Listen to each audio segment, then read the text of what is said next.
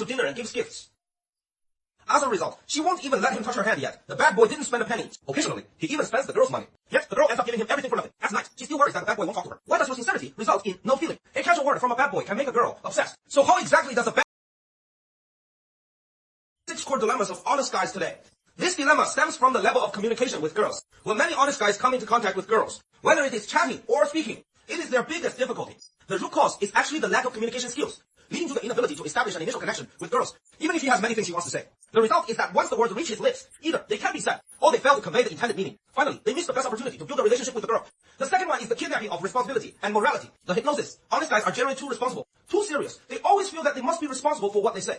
And what they don't know is that in a woman's heart, it is because of the fear of the pressure of being bound for life. So, most choose to be unwilling to bear responsibility, while the bad boy's words are light as air, saying one thing today and another tomorrow. Before getting along with a bad boy, girls trigger a psychological safe exit mechanism brought by no responsibility. So, when a girl is with a bad boy, if she regrets it, she can just leave. But if she establishes a relationship with an honest guy, she might be pestered for 18 generations. This is the mental burden of honest guys. A work-life routine of just 2 points and 1 line, with no channels to meet girls. Moral constraints make them only look for girls suitable for marriage. Being faithful from beginning to end, even if they want to get to know more. They are afraid of the gossip from family and friends, so they begin self-hypnosis. I am not like those players or scumbags. I only like the perfect goddess in my heart. The third dilemma is the gapping image. Unkempt, dark, and sloppy. Sloppiness has nothing to do with cleanliness. The habit of being a shut-in is formed because the friends around are also shut-ins. Family and friends haven't pointed out such problems since childhood, because everyone around them is like this, until the dating period arrives. They realize the negative evaluation of society. Only then do they realize the bad boy's wardrobe is full of variety. Suits, vests, pants, various styles of clothes allow the bad boy to handle different communication occasions. While an honest guy's wardrobe is mostly black, white, and gray. Wearing one pair of pants for 3 years, not even daring to wear a red piece of clothing. I had a student before. I asked him to change his image. He made a big resolution, telling me it is no problem. Then, when I picked out clothes and sent them to him, he said to me, "Can you not make me wear such flashy pants?" I like wearing jeans. My home is full of jeans. I've been wearing jeans for many years. I feel very comfortable. He couldn't break through his psychological barrier. He didn't dare to post photos taken at high-end hotels. He thought it was showing off or pretentious. Embarrassing. He believed the guy's social media shouldn't have these things.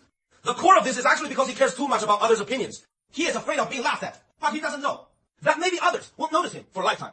The fourth dilemma is saving face at all costs while suffering in reality. The honest guy's inherent mindset is that face is more important than action. Many brothers tell me, "Hey, God, I want to learn from the bad boys too, but I can't implement this, and I can't implement that either. Want to learn from the bad boys, but my mindset doesn't allow it." And many more people don't even have a bad boy to teach them, wanting self-esteem in any situation, wanting to save face. I had an offline student last night.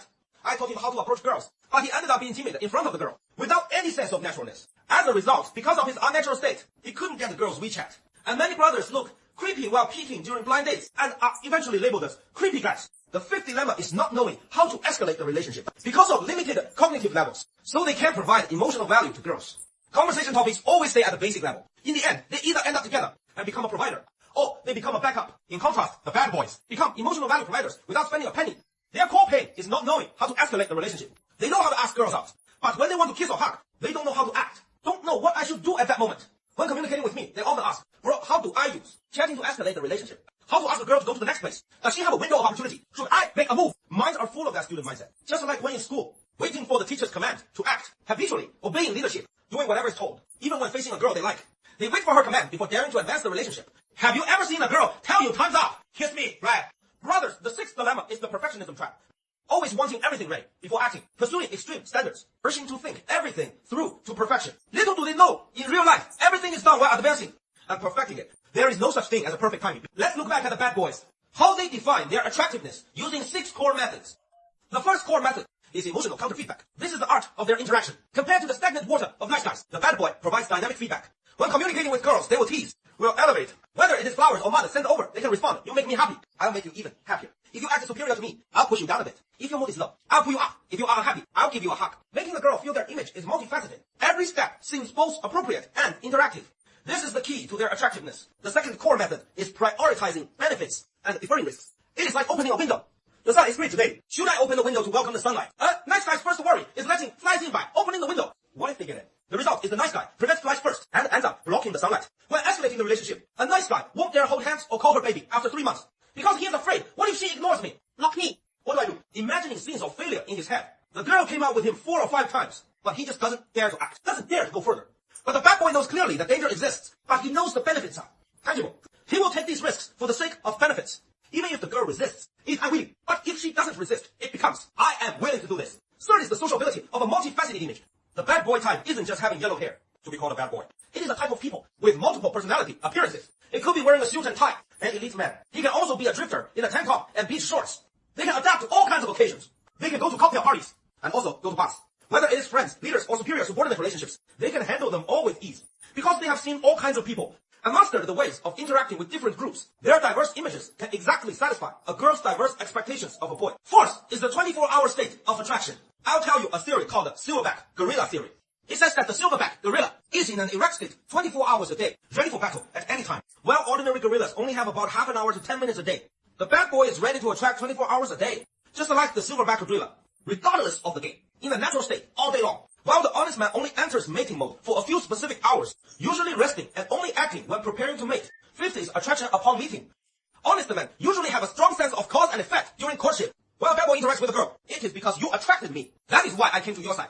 Then I will use my methods to attract you over to become a part of me. He won't consider family background or subsequent burdens. Doesn't consider marriage or children. Doesn't care about the other person's appearance or wealth. Even if you are my boss's daughter, I will still pursue you without hesitation. All experiences serve only the attraction of the moment, without considering future consequences, relaxed in preparing all the steps needed for pursuit, without any psychological baggage. And you sitting here, if you were a girl, who would you choose? Let me tell you the sixth one as well. The key is the mass contact mechanism. Every bad boy gets to know a large number of girls, and will filter them extensively. The first round filters out those who aren't interested in him. Then the second round filters out those he isn't interested in. And a large group that ultimately remains are devoted to him. And they are girls who are relatively good in all aspects. These girls might be the dream girls of many honest men. The bad boy might leave right after sleeping with them. But the honest man's one-sided persistence can never replace the aura and sense left by the bad boy in the girl's heart. Brothers who have heard up to this point can all change. Brothers, I will next tell you 4 methods of change that no one has told you before. The first method is to establish an immune mechanism. Learn to say no.